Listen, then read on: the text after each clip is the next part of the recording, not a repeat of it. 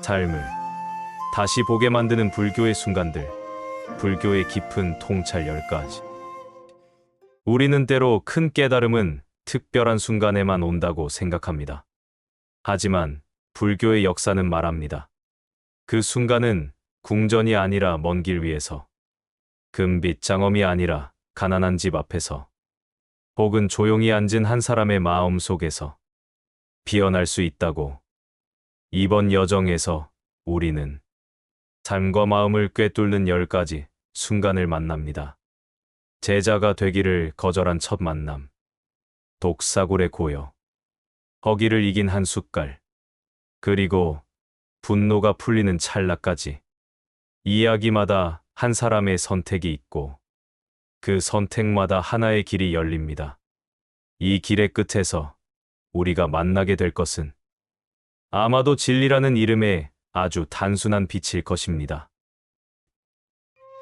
부처님의 첫 제자가 되기를 거절한 이유, 타피수의 선택. 기원전 5세기, 인도 마가다, 왕국의 길목에는 먼지와 바람이 항상 함께입니다. 이곳을 오가던 2명의 상인이 있었습니다. 형의 이름은 타피수, 동생은 발리카입니다. 두 사람은 북방과 남방을 오가며 향신료와 직물을 거래하는 상인이었습니다. 어느 날, 두 형제는 마을을 향해 가던 길에 숲가의 큰 나무 아래 앉아있는 한 수행자를 보게 됩니다. 햇빛이 잎사귀 사이로 내려오는데 그 빛보다도 더 고요하고 맑은 기운이 그를 감싸고 있었습니다. 형제가 다가가자 수행자는 자리에서 일어나 미소로 맞이합니다.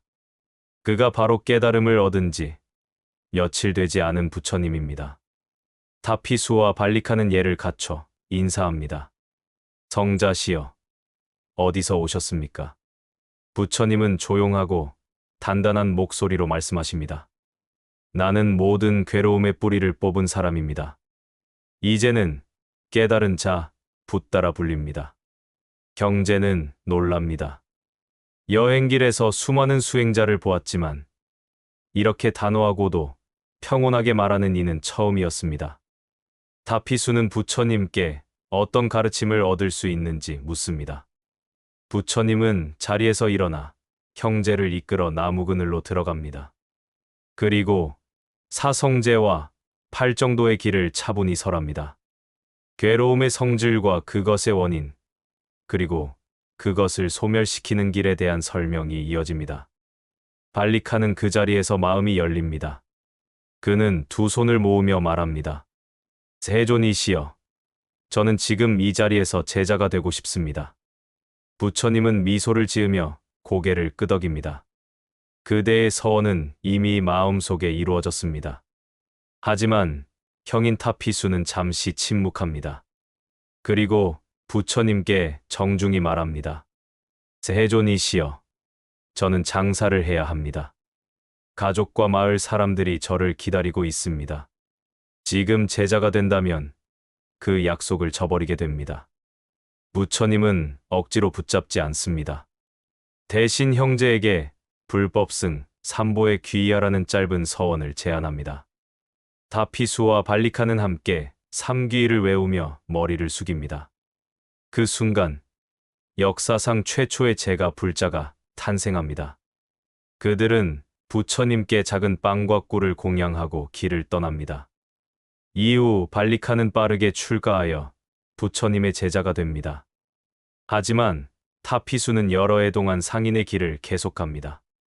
그가 부처님께 돌아온 것은 훗날 모든 장사와 집안의 의무를 마친 뒤입니다. 그때 그는 이미 머리가 희끗했고 손에는 수많은 길 위의 흔적이 남아 있었습니다. 출가한 타피수는 빠르게 깊은 선정에 들고 수행의 길을 걷습니다. 그는 부처님 곁에서 오랜 세월을 보내며 마침내 아라한의 경지에 이릅니다. 그는 제자들에게 자주 이렇게 말했습니다. 때로는 지금의 서원을 미루는 것이 더 큰 결심을 위한 길이 될 수 있습니다. 그러나 그 길이 욕심의 변명이 되어서는 안 됩니다. 타피수의 이야기는 단순한 거절이 아닙니다. 그것은 자기 책임과 서원 사이에서 신중하게 선택한 한 사람의 결정입니다. 그리고 그 결정이 부처님의 가르침 속에서 결국 완성된 이야기입니다. 이 장면은 우리에게 부처님께서 제자를 억지로 삼지 않는다는 사실을 보여줍니다. 마음이 준비되지 않았다면 그 길은 오래가지 못하기 때문입니다. 부처님은 기다릴 줄 아는 스승이었습니다. 다피수는 그 기다림 속에서 자신의 때를 찾아 돌아온 제자였습니다. 독사굴에서 명상한 스님, 두려움을 꺾는 법. 인도 북부의 한 외딴 숲 속에는 사람들이 함부로 가까이 가지 않는 곳이 있습니다. 그 이유는 단 하나입니다. 그곳은 독사들이 모여 사는 큰 굴이 있기 때문입니다. 현지 사람들은 그 주변을 지날 때면 항상 발걸음을 재촉하며 속으로 주문을 외웁니다. 한 번 물리면 목숨이 위태롭기 때문에 아무도 그 근처에 오래 머물지 않습니다. 어느 날, 한 젊은 비구가 그 마을에 들어옵니다. 그는 부처님 곁에서 몇 해를 수행한 제자입니다. 스승에게 마음을 단단히 하고 싶다는 청을 올렸고, 부처님은 조용히 말씀하셨습니다. 그대가 두려움을 보는 곳에서 머물러 보십시오. 비구는 곧장 숲속으로 들어갑니다. 그가 선택한 수행처는 바로 사람들이 기피하는 그 독사굴 근처입니다. 마을 사람들은 놀라서 말립니다. 스님, 거긴 위험합니다. 밤이면 뱀이 나와 기어다니고 조금만 부주의해도 물립니다. 하지만 비구는 고개를 숙이며 대답합니다. 제가 두려워하는 바로 그곳에서 두려움을 배우고자 합니다. 그날 밤, 그는 굴에서 조금 떨어진 바위 위에 자리를 잡고 앉습니다. 바람이 불 때마다 풀잎이 스치고 어둠 속에서 낯선 소리가 들립니다. 바로 옆 풀숲에서 무언가 스르륵 기어가는 소리가 들리자 가슴이 쿵 하고 뛰기 시작합니다. 머릿속에는 온갖 상상이 떠오릅니다. 혹시 독사가 내 발목을 물면 어떡하지? 피가 온몸에 퍼지면 몇 분 안에 죽을 텐데. 그 순간 그는 스스로에게 묻습니다. 내가 두려워하는 것은 뱀인가? 아니면 죽음인가? 그리고 곧 깨닫습니다. 아니다. 내가 두려워하는 것은 사실 죽음 자체가 아니라 죽음이 올 것이라는 생각이다. 비구는 숨을 고르고 호흡 하나하나를 알아차립니다. 불숲에서 들리는 소리, 바위 위를 스치는 바람, 심장의 고동을 있는 그대로 지켜봅니다. 그리고 자신 안에서 두려움이라는 감정이 어떻게 일어나는지 관찰합니다. 그 감정은 소리와 생각이 만나 만들어지고 주의를 다른 곳에 두면 사라집니다. 마치 물결이 일었다가 잦아드는 것과 같습니다. 새벽이 될 때까지 그는 자리를 떠나지 않습니다. 밤새 독사는 나타나지 않았습니다. 그러나 더 중요한 것은 두려움이 일어났다, 사라지는 과정을 똑똑히 본 것입니다. 다음 날도 그는 같은 자리에 앉습니다. 이번에는 바위 옆까지 뱀이 기어옵니다. 은빛 비늘이 달빛에 반짝이고 혀가 날렵하게 움직입니다. 그러나 비구는 눈을 감지 않습니다. 마음을 흐트러뜨리지 않고 그 존재를 있는 그대로 바라봅니다. 뱀은 잠시 머물다가 천천히 굴로 돌아갑니다. 며칠이 지나자 그의 마음에는 두려움보다 평온이 더 오래 머물게 됩니다. 밤이 오고 뱀의 그림자가 지나가도 심장은 크게 뛰지 않습니다. 그는 깨닫습니다. 두려움은 대상을 피할 때 커지고 직면할 때 작아집니다. 그것은 뱀에 있는 것이 아니라 내 마음에 있습니다.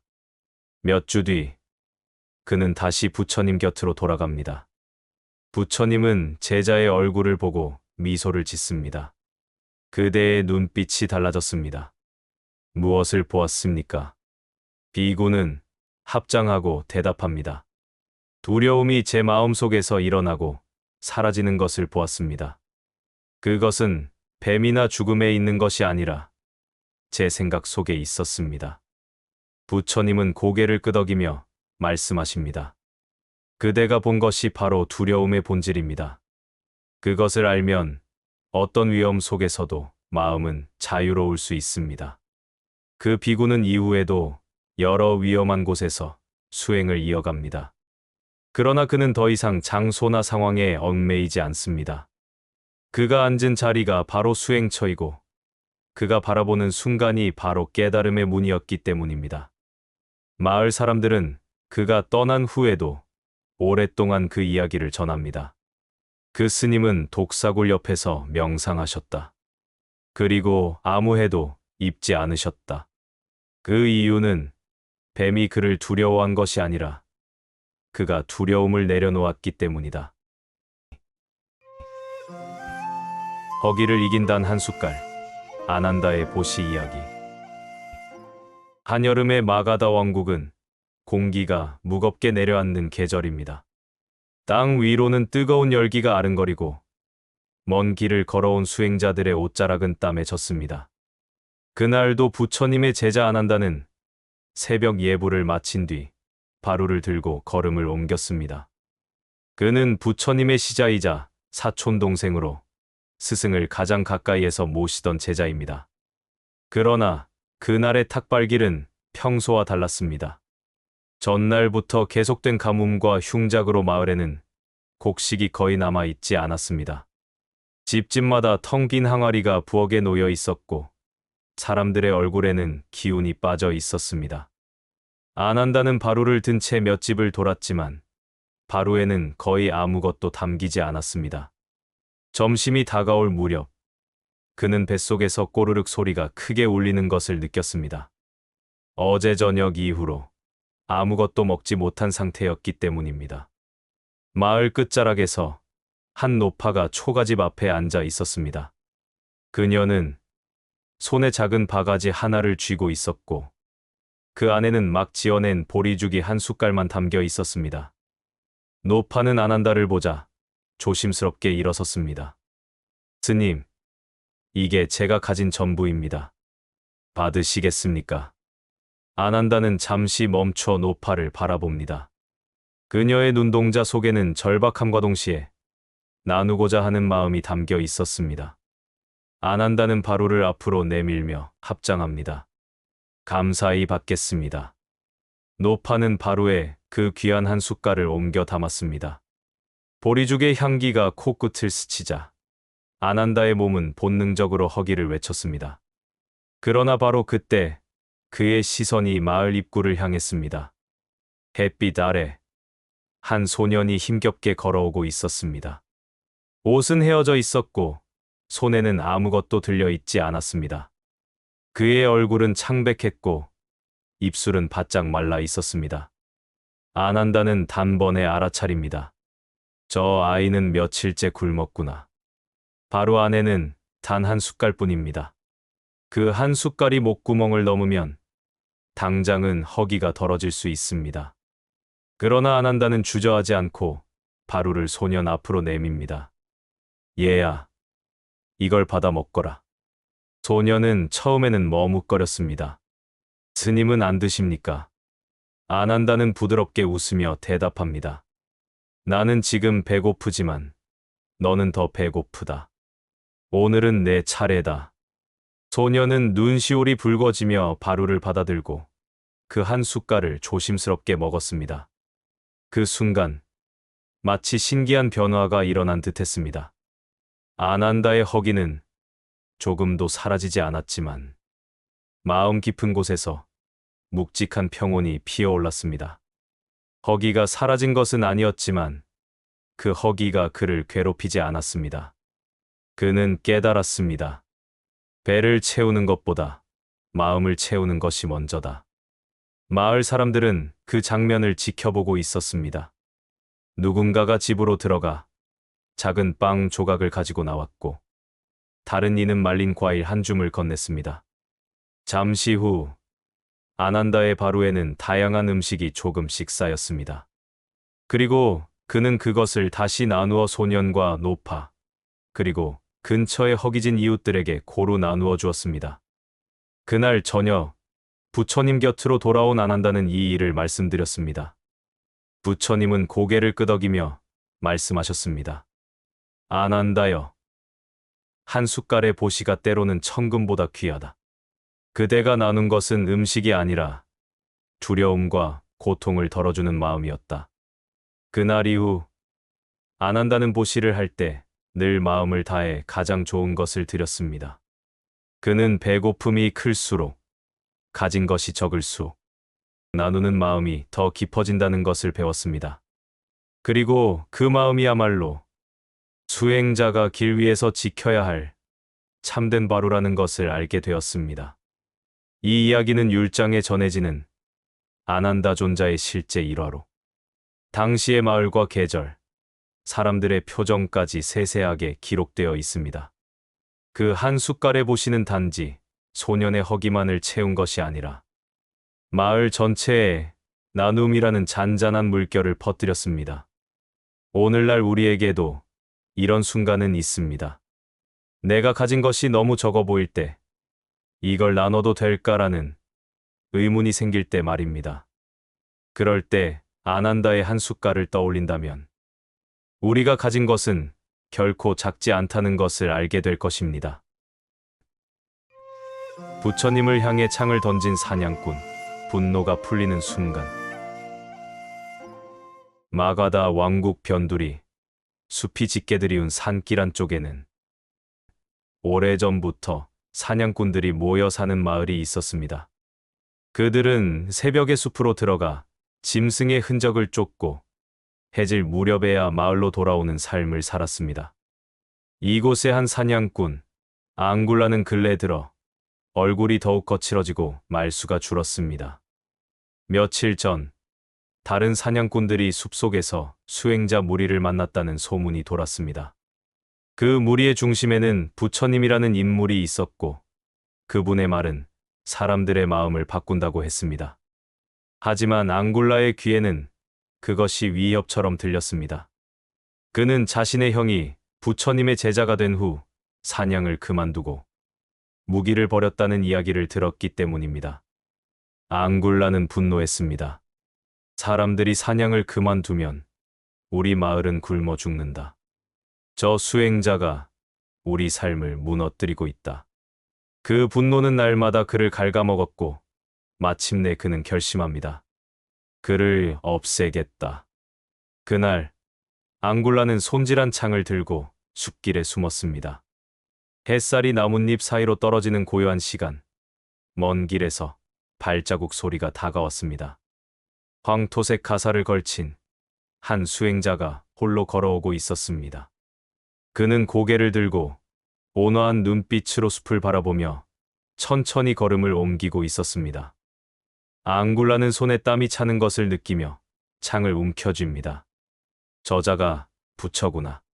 그 순간 부처님이 앙굴라가 숨어있는 쪽을 향해 시선을 돌렸습니다. 놀랍게도 두려움도 놀람도 없는 얼굴이었습니다. 그 눈빛은 마치 오래전부터 그 자리에 서 있는 앙굴라를 이미 알고 있었다는 듯했습니다. 앙굴라는 숨을 크게 들이쉬고 창을 들어 던질 자세를 취했습니다. 하지만 부처님이 조용히 손을 들어 보이며 한 걸음 다가오셨습니다. 사냥꾼이여, 그 창을 던지기 전에 내 마음을 보아라. 짧은 한마디였지만 그 목소리는 숲속의 모든 소리를 잠재웠습니다. 앙굴라는 순간적으로 망설였습니다. 그러나 곧 이를 악물고 다시 창을 겨눴습니다. 내가 사람들의 마음을 빼앗아 간다. 내 말 때문에 내 형이 나를 버렸다. 난 널 없앨 거다. 부처님은 고개를 살짝 끄덕이며 말씀하셨습니다. 내 형이 버린 것은 내가 아니라 죽이고 상하게 하는 삶이다. 그는 너를 떠난 것이 아니라 자신 속의 두려움과 미움을 떠난 것이다. 이 말이 앙굴라의 가슴 한가운데를 찔렀습니다. 그는 무의식적으로 창을 쥔 손을 느슨하게 했습니다. 그러나 동시에 마음속에서는 더 큰 혼란이 일었습니다. 내가 지금 왜 이 자리에 있는 거지? 이 창을 던지면 무엇이 달라지는 거지? 부처님은 한 걸음 더 다가오며 말씀하셨습니다. 사냥꾼이여, 내 손의 창보다 더 날카로운 것은 내 분노다. 그것은 너를 먼저 찌른다. 내가 나를 해하려 하면 먼저 내가 무너진다. 그 말이 끝나기도 전에 앙굴라는 손에서 창을 떨어뜨렸습니다. 땅 위에 떨어진 창끝이 바위에 부딪히며 짧은 금소금을 냈습니다. 앙굴라는 무릎을 꿇고 두 손으로 얼굴을 감싸 쥐었습니다. 온몸이 떨렸지만 그것은 분노가 아니라 갑작스레 몰려온 해방감이었습니다.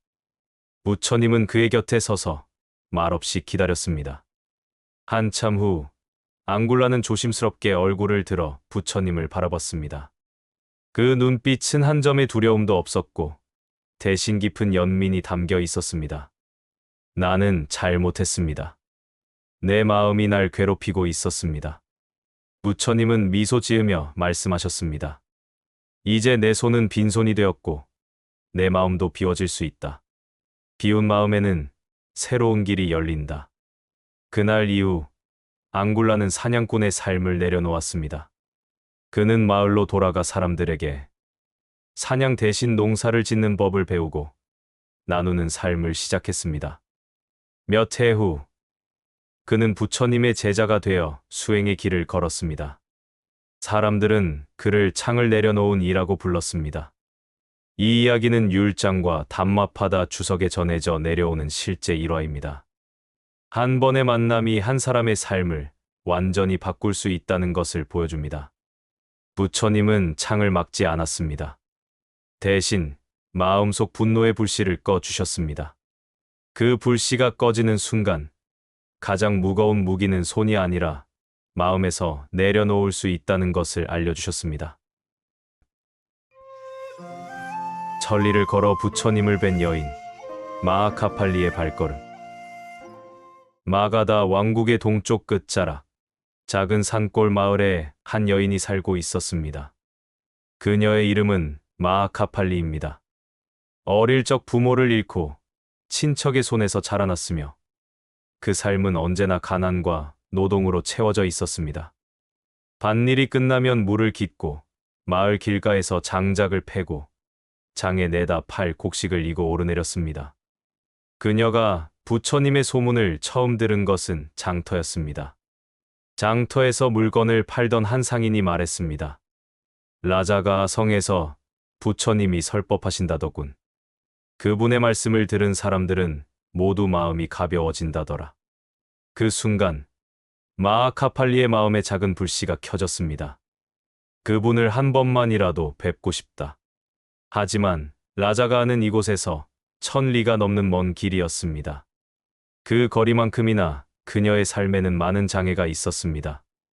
가난했고 여인이었으며 길에서 밤을 지낼 용기조차 없었습니다. 그러나 마음속에서 자꾸만 그 불씨가 꺼지지 않았습니다. 마하카팔리는 오랫동안 준비했습니다. 먼 길에 필요한 낡은 옷 한 벌과 마른 곡식 약간, 그리고 작은 물병 하나를 챙겼습니다. 마을 사람들은 말렸습니다. 그 먼 길을 여자가 어떻게 가려고 그래? 게다가 수행자도 아니고. 그러나 그녀는 웃으며 대답했습니다. 나는 내 발로 가서 내 눈으로 부처님을 뵙고 싶습니다. 마침내 그녀는 새벽녘, 발 아래 풀잎이 아직 젖어 있는 시간에 마을을 떠났습니다. 그녀의 발걸음은 빠르지 않았지만 한 걸음 한 걸음이 서원처럼 단단했습니다. 길은 험했습니다. 낮에는 타는 듯한 태양 아래 먼지가 일었고 밤에는 싸늘한 바람이 옷 속까지 스며들었습니다. 발바닥은 며칠 만에 물집이 잡히고 금세 터져버렸습니다. 그럼에도 그녀는 걸음을 멈추지 않았습니다. 머릿속에는 단 하나의 생각만이 자리했습니다. 부처님을 뵙겠다. 어느 날 길가에서 강을 건너야 하는 곳이 나타났습니다. 비가 온 뒤라 강물이 불어나 있었고 나룻배는 한참 뒤에 나온다고 했습니다. 주변 사람들은 기다리라 했지만 그녀는 망설이지 않았습니다. 물살이 거세었지만 집단을 묶어 부력 삼아 강을 건넜습니다. 그 과정에서 곡식 주머니가 절반이나 젖었지만 그녀는 웃었습니다. 물은 곡식을 적셨지만 내 마음은 더 가벼워졌습니다. 며칠 후 그녀는 라자가하 근처에 도착했습니다. 도시 근방에는 이미 부처님의 말씀을 듣기 위해 모여든 사람들이 많았습니다. 그녀는 사람들 틈을 헤치고 앞으로 나아갔습니다. 마침내 먼 길 끝에서 부처님이 앉아 계신 모습을 보았습니다. 그 순간 그녀는 온몸에 힘이 빠지는 것을 느꼈습니다. 길 위에서 견뎌온 고통과 피로가 한순간에 눈물로 변했습니다. 부처님은 마하카팔리를 바라보며 부드럽게 미소 지으셨습니다. 그녀는 무릎을 꿇고 합장했습니다. 세존이시여, 저는 먼 산골에서 이곳까지 걸어왔습니다. 오직 그대의 말씀을 듣기 위함입니다. 부처님은 조용히 말씀하셨습니다. 마하카팔리여, 그대의 발걸음은 단지 땅 위를 걸은 것이 아니라 마음속의 먼 길을 걸은 것입니다. 먼 길을 가는 데는 발이 필요하지만 진리를 향하는 데는 믿음이 필요합니다. 그대는 이미 도의 길을 절반은 걸었습니다. 마하카팔리는 그 자리에서 부처님의 법문을 들었습니다. 말씀은 마치 긴 여정을 위로하는 빗방울처럼 그녀의 마음에 스며들었습니다. 그녀는 법문이 끝난 후 바로 출가를 청했습니다. 부처님은 허락하셨고 그녀는 비구니가 되어 정진을 이어갔습니다.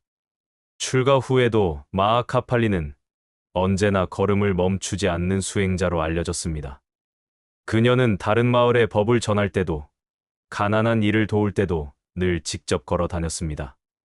내 발걸음이 서원이고 이 길 위에서 만나는 모든 인연이 법문입니다. 그녀는 그렇게 말하곤 했습니다. 세월이 흘러 그녀는 깊은 선정과 지혜를 잃었습니다. 그리고 마침내 아라한과를 성취했습니다. 제자들이 물었습니다. 스승님, 그 먼 길을 걸었던 그날 무엇이 가장 기억에 남습니까? 마하카팔리는 웃으며 대답했습니다. 부처님을 처음 뵌 순간이 아니라 그 순간을 위해 걸었던 모든 날입니다. 진리는 도착지가 아니라 걸어가는 그 길 위에 피어납니다. 그녀의 이야기는 테리가타에 일부 전해지며 조기 불교의 여성 수행자의 강인한 신심을 보여주는 일화로 기억되고 있습니다. 마하카팔리의 발걸음은 단지 물리적 거리를 이동한 것이 아니라 의심에서 믿음으로, 집착에서 자유로 향하는 여정이었습니다. 그 길은 천리였지만 마음으로는 이미 부처님 곁에 다다른 길이었습니다. 3번 제자를 놓아준 부처님, 집착 없는 가르침. 사바티 근처 제타숲, 안다는 마을 출신의 젊은 비구 하나가 있었습니다. 그는 출가한 지 얼마 되지 않은 수행자였습니다. 마을에서 들은 부처님의 명성에 이끌려 서둘러 삭발하고 가사를 입었지만 시간이 지날수록 마음이 흔들리기 시작했습니다. 그에게 출가의 생활은 생각보다 고단했습니다. 새벽에는 길을 걸어 탁발을 해야 했고 낮에는 선정 수행과 경전 공부에 몰두해야 했습니다. 하루의 대부분은 규율 속에서 보내야 했습니다. 그는 자주 고향을 떠올렸습니다. 넓은 밭에서 불어오던 바람, 저녁 무렵 함께 둘러앉아 먹던 따뜻한 밥, 그리고 가족들의 웃음소리가 그리웠습니다. 어느 날, 그는 마침내 결심을 굳혔습니다. 나는 수행자가 될 그릇이 아니구나. 고향으로 돌아가야겠다. 그는 부처님이 머무시는 곳으로 갔습니다. 합장하고 고개를 숙인 뒤 조심스레 말했습니다. 세존이시여, 저는 다시 속세로 돌아가고자 합니다. 부처님은 그를 뚫어지게 보시더니 부드럽게 대답하셨습니다. 그대가 원하는 대로 하십시오. 젊은 비구는 놀랐습니다. 다른 스승이라면 말렸을지도 모릅니다. 하지만 부처님은 아무 말도 덧붙이지 않았습니다. 그는 마음이 편안해지는 동시에 어딘가 허전했습니다. 짐을 챙기고 떠날 준비를 하던 그는 마지막 인사를 드리기 위해 다시 부처님을 찾아갔습니다. 그러자 부처님이 말씀하셨습니다. 그대가 떠나기로 한 결심이 여전히 굳건합니까? 비구는 고개를 끄덕였습니다. 그러자 부처님은 다시 말했습니다. 그렇다면 떠나십시오. 두 번째로 허락을 받았지만 이상하게도 발걸음이 무거웠습니다. 그는 숲길을 걸어 나가다 문득 멈춰 섰습니다. 왜 이렇게 마음이 뒤숭숭하지? 떠나는 게 맞는 걸까? 결국 그는 세 번째로 부처님을 찾아갔습니다. 이제는 마음속에서조차 갈팡질팡하고 있었습니다. 부처님은 그를 맞으며 물으셨습니다. 그대의 마음은 어떻습니까? 여전히 떠나고자 합니까? 잠시 침묵하던 그는 솔직하게 털어놓았습니다. 세존이시여, 처음에는 집이 그리워 떠나고자 했습니다. 하지만 세 번이나 이렇게 찾아오면서 제 마음이 자꾸 변하는 것을 느낍니다. 부처님은 조용히 미소 지으셨습니다. 그대는 이미 답을 알고 있습니다. 나는 그대를 붙잡을 필요가 없습니다. 떠나는 것도 머무는 것도 그대의 선택입니다. 그러나 진리는 그대가 도망가도 사라지지 않고 그대가 머문다고 해서 억지로 손에 쥐어지는 것도 아닙니다. 그제야 비구는 깨달았습니다. 자신이 부처님의 제자로 남아있는 것은 부처님이 말렸기 때문이 아니라 자신의 마음이 돌아섰기 때문이라는 사실입니다. 그는 그 길로 다시 머물기로 결심했습니다. 그날 이후 그는 더 이상 고향을 떠올리며 흔들리지 않았습니다. 오히려 출가 생활의 고단함이 자신을 단단하게 만드는 과정임을 느끼기 시작했습니다. 세월이 흘러 그는 깊은 수행의 경지에 올랐습니다. 그리고 다른 젊은 비구들이 방황할 때마다 이렇게 말했습니다. 부처님은 나를 3번이나 보내주셨다. 그때 나는 알았다. 스승이 제자를 붙잡는 것은 집착이고 제자가 스승에게 매달리는 것도 집착이라는 것을. 진짜 길은 스스로 걷는 것이다. 부처님이 그를 3번이나 놓아주신 이유는 분명했습니다. 억지로 붙잡아두는 가르침은 참된 가르침이 아니기 때문입니다.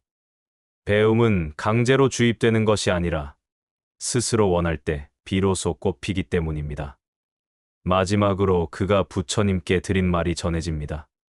세존이시여, 저를 보내주셔서 감사합니다. 보내주셨기에 저는 이 길로 돌아올 수 있었습니다. 이 이야기는 초기 경전에 전해지는 짧지만 강렬한 일화입니다. 부처님의 가르침은 제자를 소유하지 않습니다. 그 대신 제자가 스스로 깨닫고 돌아올 수 있는 자리를 열어둡니다. 그것이 집착 없는 가르침이며 진정한 자비입니다. 바다에 떠내려간 배를 바라보며 이름을 받아들이는 어부의 깨달음. 마가다의 동쪽 끝, 강과 바다가 만나는 큰 어귀의 작은 어촌이 있습니다. 이곳 사람들은 해마다 우기가 오면 강이 불어나 바다와 섞이는 소용돌이를 두려워합니다. 그날도 어촌은 잔뜩 눌린 구름 아래에 있었고 바람은 물비린내를 싣고 골목을 휘돌아 다녔습니다. 어부지나 칸은 배를 묶어둔 굵은 밧줄을 다시 한번 확인하며 하늘을 올려다봅니다. 아직 떠날 수 있다고 스스로를 다독이지만 가슴 한쪽에서는 불길한 예감이 조용히 올라옵니다.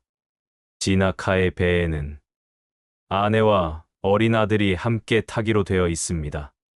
우기가 시작되면 잡히는 숭어떼가 어귀로 몰려들어 그 시기를 놓치면 한 달의 벌이가 날아가 버리기 때문입니다. 그러나 바람의 결은 점점 사나워지고 물결은 이미 잔잔함을 잃었습니다. 동네에 나이든 어부가 다가와 말립니다. 오늘 물길은 사납습니다. 하루를 미루는 게 봄 한철을 미루는 것보다 낫습니다. 진학하는 고개를 끄덕이지만 궁핍한 살림이 그의 결심을 흔듭니다. 결국 그는 하늘을 한 번 더 훑어보고 배를 밀어 물로 들입니다. 짧게 다녀오겠습니다. 어귀까지만 나갔다가 돌아오겠습니다. 배가 어귀로 나아가자 바람의 결이 바뀝니다. 물결은 갑자기 두툼한 등줄기를 드러내듯 일어서고 그 틈으로 검푸른 심연이 입을 벌리는 듯합니다.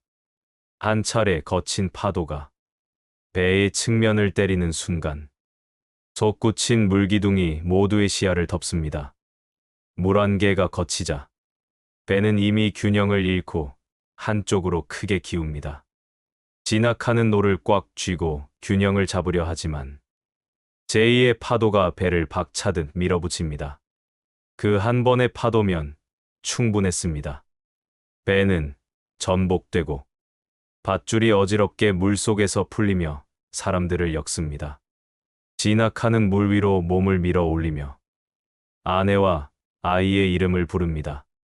그러나 파도는 대답 대신 회색의 벽이 되어 덮일 뿐입니다. 그날 저녁, 어촌의 방파제에는 사람들 틈이 빽빽합니다. 누군가는 횃불을 들고 누군가는 넋을 잃은 채 바다를 바라봅니다. 진학하는 말을 잃은 채 모래사장에 무릎을 꿇고 앉아 있습니다. 파도는 아무 일도 없었다는 듯 밀려왔다 물러가고 검푸른 수평선은 빛을 잃고 있습니다. 바다가 내 가족을 삼켰다는 말은 너무 투박해서 차라리 현실 같지 않습니다. 그의 귀에는 아직도 아들의 맑은 웃음이, 아내의 낮고 부드러운 노랫가락이 남아 있습니다. 그가 들고 있던 젖은 밧줄에서는 잔물이 끝없이 떨어지고 그 물방울이 모래 위에 어둡게 점을 찍습니다. 밤이 깊어질수록 별빛은 선명해지지만 그 선명함은 오히려 상실의 가장자리를 더 또렷하게 드러낼 뿐입니다. 사흘이 지나도록 그는 바다를 떠나지 않습니다. 새벽이 밝으면 물결을 더듬고 해가 지면 바람을 더듬습니다. 누군가 그에게 따뜻한 죽을 건네지만 그는 숟가락을 들지 않습니다. 바다가 돌려줄지도 모릅니다. 아직은 아닙니다. 그의 말끝에는 의지와 절망이 엉켜 있습니다. 어촌 사람들은 조심스럽게 등을 두드리며 장례를 말하지만 진아카의 발은 방파제의 바위에 박힌 말뚝처럼 움직이지 않습니다. 그 무렵 강 상류의 도시에 부처님이 머무른다는 소식이 전해집니다. 동네의 장로가 진아카의 어깨를 붙잡고 말합니다. 그분께 가봐야 합니다.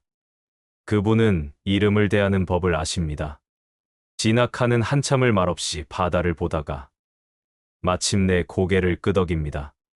그는 젖은 밧줄 한 올을 허리에 감고 강을 따라 걸음을 옮깁니다. 걸음마다 모래가 신발 속으로 들어와 서걱거리고 햇살은 소금기처럼 장단지에 엉깁니다.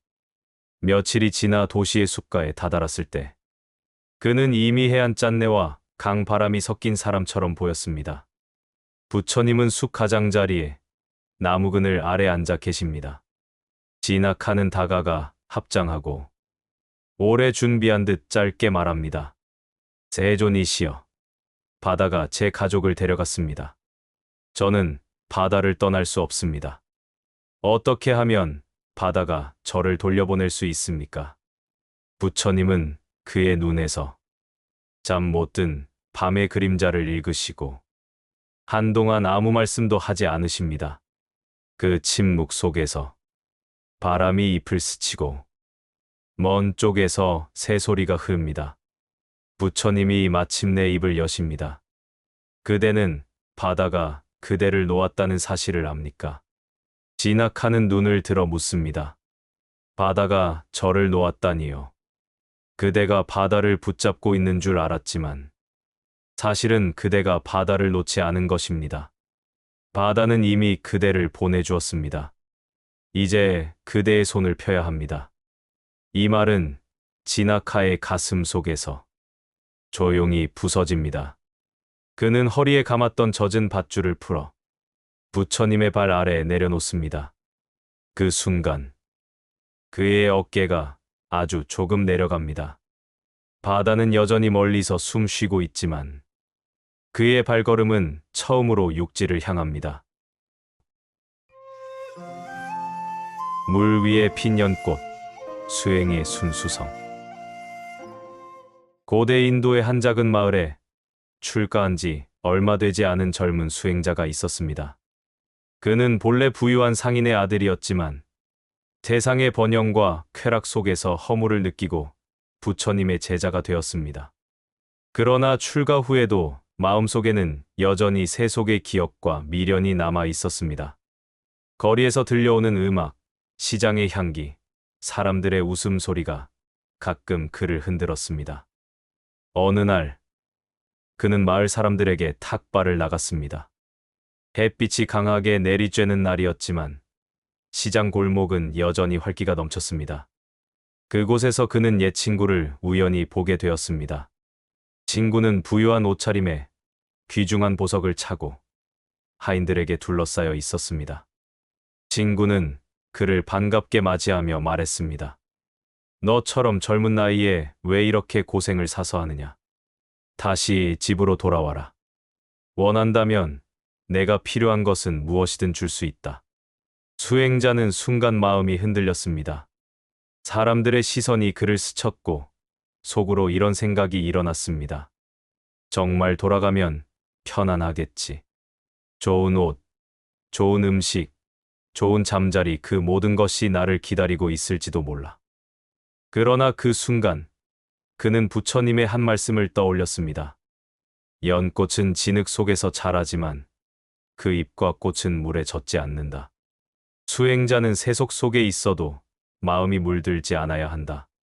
그는 깊게 숨을 들이마셨습니다. 그리고 친구에게 조용히 말했습니다. 내 마음 씀씀이에 고맙다. 하지만 나는 이미 길을 정했다. 진흙 속의 연꽃이 진흙을 버리는 것이 아니라 그 안에서 피어나는 것처럼 나는 세속 속에서 마음을 청정히 지키려 한다. 그 말에 친구는 잠시 말이 없었습니다. 그는 고개를 끄덕이며 수행자에게 공양을 올렸습니다. 수행자는 합장하고 걸음을 돌려 탁발을 이어갔습니다. 그의 발걸음은 아까보다 한결 가벼웠습니다. 며칠 후 이 젊은 수행자는 부처님께 이 일을 이야기했습니다. 부처님은 미소 지으며 말씀하셨습니다.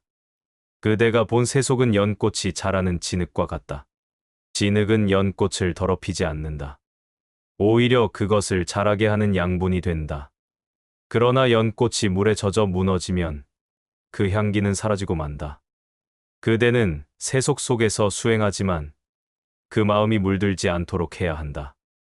부처님은 제자들에게 자주 연꽃의 비유를 말씀하셨습니다. 진흙탕 같은 세상에서도 청정한 마음을 지니면 그 마음이 연꽃처럼 세상의 향기를 전한다고 하셨습니다.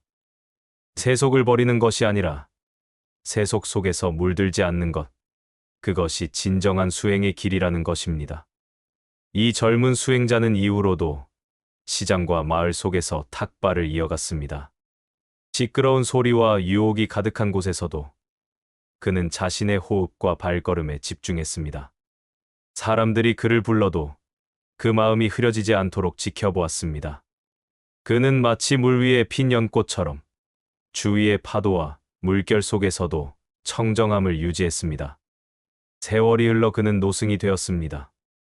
그의 제자들은 종종 물었습니다. 스승님, 세속 속에서 수행하는 것이 가장 어렵지 않습니까?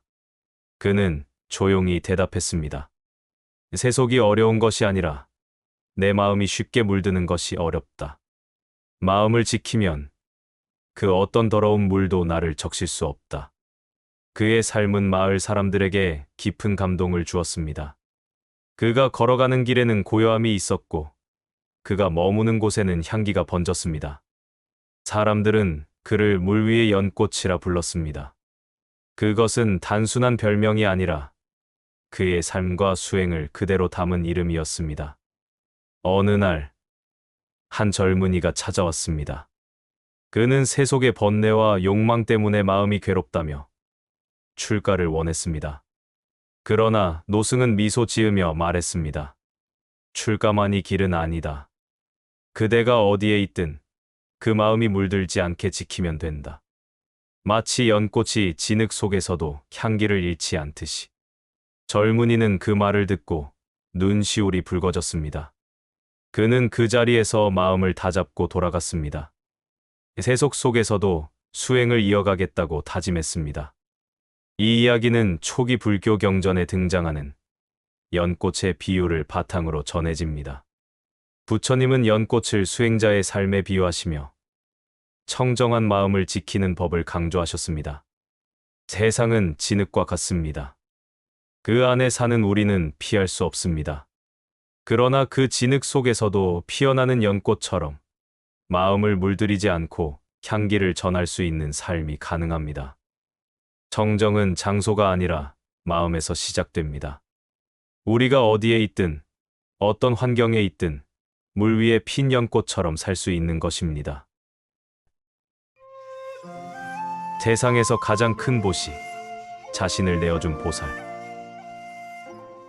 아득한 옛날, 부처님께서 아직 깨달음을 이루시기 전 수많은 생을 거듭하며 보살행을 실천하시던 시절이 있었습니다. 그때 보살은 한 작은 왕국의 왕자로 태어났습니다. 그는 지혜로웠고 자비로웠으며 어릴 적부터 다른 생명들의 고통에 민감한 마음을 지니고 있었습니다. 어느 날, 왕자는 산속으로 사냥을 나갔습니다. 사냥이 목적이 아니라 깊은 숲속에서 마음을 가라앉히고 명상하기 위해서였습니다. 숲길을 걷던 중, 그는 한 절벽 아래에서 기이한 소리를 들었습니다. 가까이 다가가 보니 한 어미 호랑이가 6마리의 새끼와 함께 있었습니다. 그런데 상황이 심상치 않았습니다. 어미 호랑이는 뼈만 앙상하게 드러난 모습이었고 힘없이 숨을 몰아쉬고 있었습니다. 새끼들은 어미 품에 파고들었지만 젖 한 방울 나오지 않는 상황이었습니다. 어미의 눈은 이미 사냥감을 향한 본능과 굶주림으로 붉게 빛나고 있었습니다. 왕자는 그 장면을 보자 곧 깨달았습니다. 이 어미 호랑이는 곧 굶주림에 미쳐 자기 새끼마저 해칠 수 있겠구나. 왕자는 순간 마음이 무겁게 내려앉았습니다. 그는 주머니 속의 음식을 찾았지만 사냥을 나오면서 아무것도 챙기지 않았다는 것을 깨달았습니다. 호랑이에게 다른 먹이를 구해다 주자니 산 아래까지 다녀오는 동안 어미는 버티지 못할 것입니다. 그때 왕자의 마음속에서 아주 조용한 생각이 일어났습니다. 내 몸을 주면 이 어미와 새끼들이 살 수 있다. 그 생각은 잠깐 스쳐간 충동이 아니었습니다. 그는 평생 들어온 가르침과 마음 깊이 간직한 자비심을 떠올렸습니다. 보살행이란 내 것을 아낌없이 내어주는 것이며 그중 가장 큰 보시는 생명을 주는 것임을 알고 있었습니다. 그는 깊이 숨을 들이마시고 스스로에게 물었습니다. 내가 가진 것 중 지금 이들을 살릴 수 있는 것은 무엇인가? 대답은 하나였습니다. 그 자신이었습니다. 왕자는 절벽 위로 천천히 걸어 올라갔습니다. 그리고 조용히 땅에 무릎을 꿇고 부처님께서 될 먼 훗날의 자신에게 서원을 올렸습니다. 나는 이 몸을 버림으로써 모든 중생을 위한 길을 닫겠습니다. 이 생의 희생이 언젠가 더 큰 깨달음으로 이어져 무수한 생명을 건지는 씨앗이 되게 하옵소서. 그는 마지막으로 어미 호랑이와 새끼들을 바라보았습니다. 굶주림에 지친 어미는 여전히 힘없이 쓰러져 있었고 새끼들은 울음소리조차 내지 못한 채 몸을 웅크리고 있었습니다. 왕자는 조용히 절벽 아래로 몸을 던졌습니다. 그의 몸은 땅에 떨어져 숨이 끊어졌고 피 냄새를 맡은 어미 호랑이는 힘겹게 일어나 다가왔습니다. 그 순간 어미의 눈에서 광기가 서서히 가시고 먹이 앞에서도 조심스럽게 새끼들을 먼저 먹였습니다. 왕자의 몸은 어미와 새끼들을 살렸고 그 생명들은 다시 숲속에서 살아갈 수 있게 되었습니다. 이 이야기는 단순히 한 사람의 희생담이 아닙니다. 불교에서 말하는 보시의 궁극적인 정신을 보여주는 상징적인 사건입니다. 보시는 단순히 재물이나 물건을 나누는 것을 넘어섭니다. 진정한 보시는 자신의 가장 소중한 것을 기꺼이 내어주는 행위입니다. 그리고 왕자의 선택은 그 보시 가운데에서도 무외시의 극치를 보여준 것입니다. 그가 몸을 버린 것은 단순히 생명을 이어주기 위함이 아니었습니다.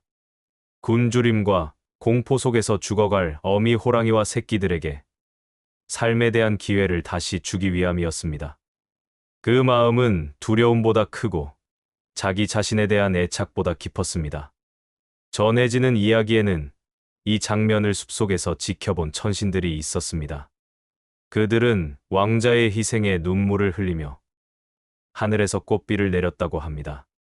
꽃잎은 절벽과 숲을 덮었고 어미 호랑이와 새끼들이 그 속에서 조용히 숨을 고르며 잠들었다고 전해집니다. 그리고 이 공덕은 왕자의 다음 생들에 이어져 마침내 그는 석가모니 부처님으로 태어나 모든 중생을 제도하게 되었다고 합니다. 한 생의 희생이 수많은 생의 구원을 열어준 셈입니다. 마을의 노승들은 이 이야기를 들려줄 때마다 이렇게 덧붙입니다. 보살의 보시는 자기 몸을 버린 것이 아니라 자기 마음을 버린 것이다. 애착을 놓는 순간 그 마음은 이미 무한한 생명을 품고 있다. 연민과 자비는 거창한 준비에서 시작되지 않습니다. 때로는 아무것도 가진 것이 없을 때 그 사람이 무엇을 내어줄 수 있는지가 드러납니다.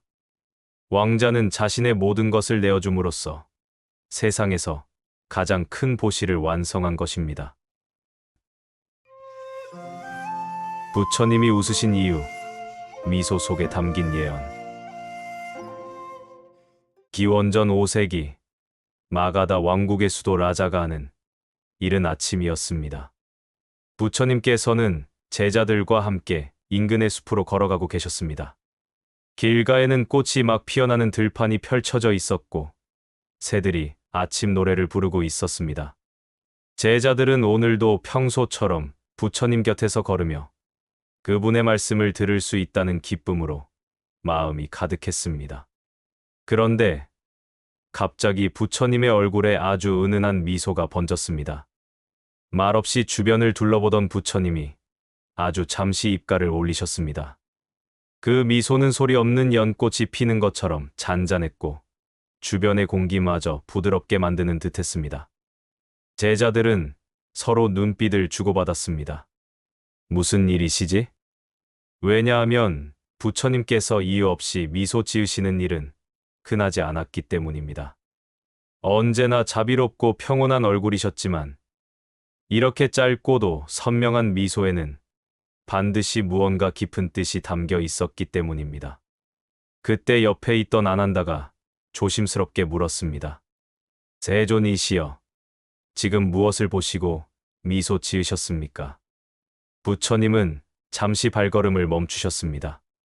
그리고 들판 너머를 바라보며 대답하셨습니다. 아난다여, 저기 보이는 작은 마을이 보이느냐? 아난다는 고개를 끄덕였습니다. 예, 세존이시여. 저곳은 평범한 농부들이 사는 마을입니다. 부처님께서 말씀하셨습니다. 그렇다. 그러나 500년 후 저 마을에서 한 아이가 태어나리라. 그 아이는 평생 진리를 찾고 마침내 이 땅에 다시 법을 일으킬 것이다. 그의 이름은 지금의 그대들조차 알지 못하나 그는 중생들을 위해 큰 등불이 될 것이다. 아난다는 그 말씀에 놀라 다시 물었습니다. 세존이시여, 500년 후라니 그 먼 미래를 어떻게 알 수 있습니까? 부처님은 부드럽게 웃으며 답하셨습니다. 아난다여, 깨달은 눈은 과거와 미래를 함께 본다. 이 들판 위에 지금 피어 있는 꽃이 지는 시기를 아는 것처럼 사람의 인연이 맺히고 풀리는 시기도 안다. 마치 봄의 씨앗이 여름에 싹트고 가을에 열매 맺는 것을 아는 것과 같다. 그 말씀을 들은 제자들은 고개를 숙였습니다. 그들은 깨달았습니다. 부처님의 미소 속에는 단순한 즐거움이 아니라 수많은 생을 건너뛰어 바라보는 깊은 연민과 확신이 함께 담겨 있다는 것을. 이날 이후 제자들은 종종 부처님께서 길을 가다 문득 미소를 지으시는 모습을 보았습니다. 그럴 때마다 그들은 더 이상 왜 웃으셨는가를 묻지 않았습니다. 그 미소 속에는 언제나 지금 이 순간의 고요와 더불어 머나먼 미래까지 품는 마음이 깃들어 있다는 것을 알았기 때문입니다. 부처님의 미소는 짧았지만 그 속에는 세 가지의 의미가 담겨 있었습니다. 첫째, 인연에 대한 확신입니다. 오늘 우리가 행하는 선한 행위가 당장은 보이지 않더라도 먼 훗날 반드시 그 열매를 맺는다는 확신입니다. 둘째, 시간을 넘어선 자비입니다. 깨달은 이는 지금 살아있는 중생만이 아니라 미래에 태어날 중생들까지 품고 계십니다. 그 마음이야말로 무량겁을 건너 이어지는 자비입니다.